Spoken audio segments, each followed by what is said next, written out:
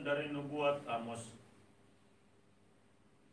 Hai orang Israel, dengarkanlah sabda Tuhan tentang dirimu ini, tentang segala kaum yang telah kutuntun keluar dari tanah Mesir.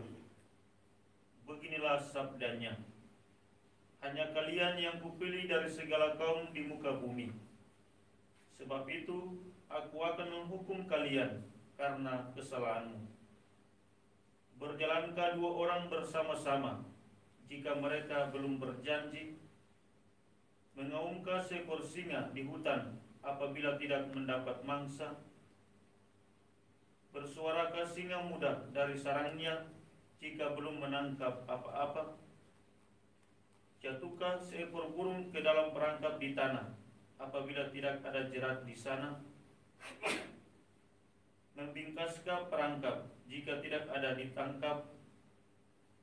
Adakah sangkakala ditiup di suatu kota dan orang-orang tidak gemetar? Adakah terjadi malapetaka di suatu kota dan bukan Tuhan yang melakukannya? Sungguh Tuhan Allah tidak berbuat sesuatu tanpa menyatakan keputusannya kepada hamba-hambanya, para nabi. Singa telah mengaum, siapakah yang tidak takut? Tuhan Allah telah bersabda, siapakah yang tidak bernubuat? Aku telah menjungkir balikan kota-kotamu seperti Allah menjungkir balikan Sodom dan Gomora, sehingga kalian menjadi seperti puntung yang ditarik dari kebakaran. Namun kalian tidak berbalik kepadaku. Sebab itu demikianlah akan kulakukan kepadamu, hai Israel. Oleh karena aku akan melakukan yang demikian kepadamu, maka bersiap-siaplah untuk bertemu dengan Allah, hai Israel. Demikianlah sabda Tuhan. Syukur kepada Allah. Mazmur tanggapan dengan refrain, Tuhan, tuntunlah aku dalam keadilan-Mu. Tuhan, tuntunlah aku dalam keadilan-Mu. Engkau bukanlah Allah yang berkenan akan kefasikan. Orang jahat akan menumpang padamu. Pembual tidak akan tahan di depan matamu.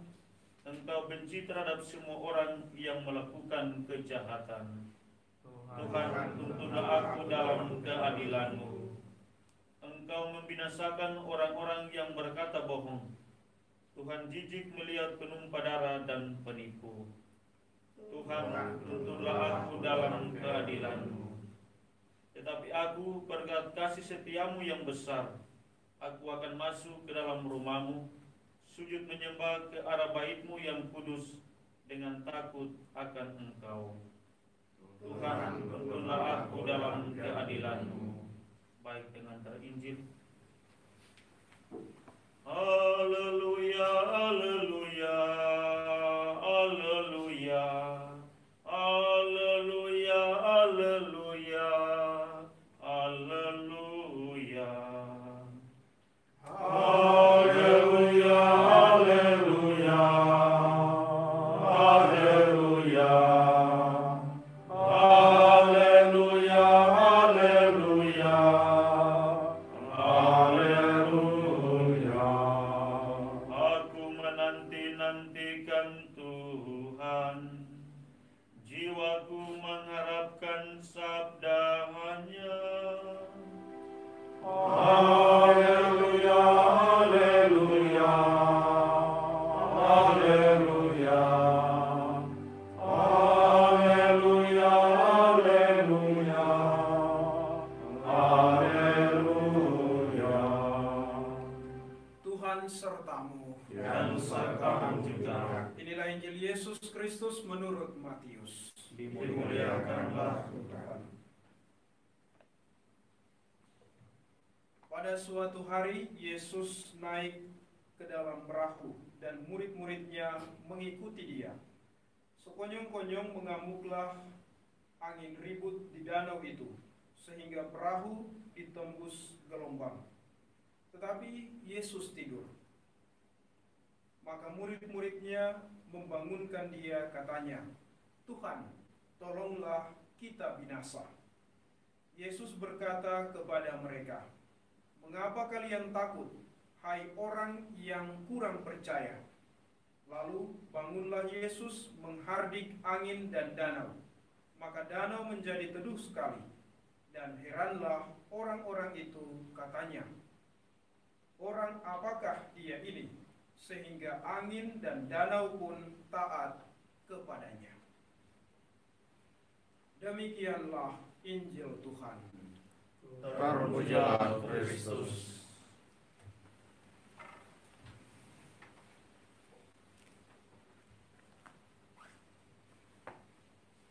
Saudara-saudariku yang terkasih, Shalom. Shalom. Beberapa hari yang lalu, Presiden kita, Bapak Jokowi, marah-marah kepada para menterinya karena mereka menganggap bahwa situasi pandemik yang sudah berlangsung cukup lama ini, kurang lebih 3 bulan, itu sebagai situasi yang biasa-biasa saja. Dan memang seharusnya kita kemudian mulai menyadari bahwa kita berada dalam situasi yang sulit. Kita berada dalam situasi yang tidak normal, dan secara khusus di tengah-tengah kehidupan keluarga ada banyak kesulitan yang dihadapi. Banyak keluarga mulai panik karena simpanannya mulai menipis. Orang kemudian berusaha untuk hidup hemat dan mencukupi kebutuhannya dengan sebaik-baiknya. Pekerja harian kemudian harus memutar otak 2 kali lipat untuk mencukupi kebutuhan, karena ada ancaman bangkrut di sana. Orang panik karena merasa bahwa ke depan ini masih belum ada jaminan. Dan para murid juga dalam berita Injil pada hari ini juga merasa panik dengan situasi yang mereka sementara hadapi. Yesus hari ini mengingatkan kita semua bahwa kehadirannya bukanlah hanya untuk memuaskan dahaga iman, tetapi juga dalam keseharian hidup kita semua. Para murid tahu bahwa Yesus ada bersama-sama dengan mereka di tengah perahu yang mereka tumpangi. Tetapi mereka tetap saja panik karena mereka menjumpai bahwa Yesus sementara tertidur dan tidak buat apa-apa.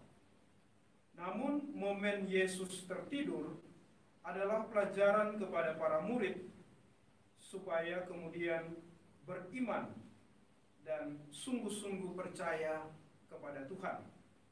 Dalam situasi di mana kita menyadari bahwa Tuhan tidak berada di pihak kita, kita seringkali mudah menjadi panik.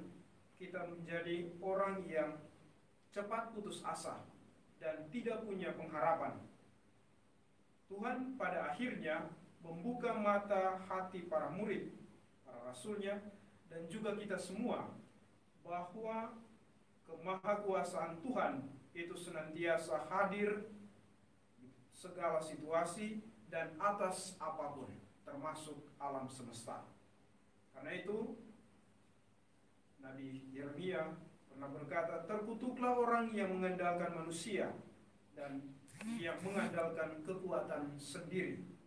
Ini berarti bahwa Tuhan dan juga para nabi mau supaya kita dalam perjalanan kehidupan kita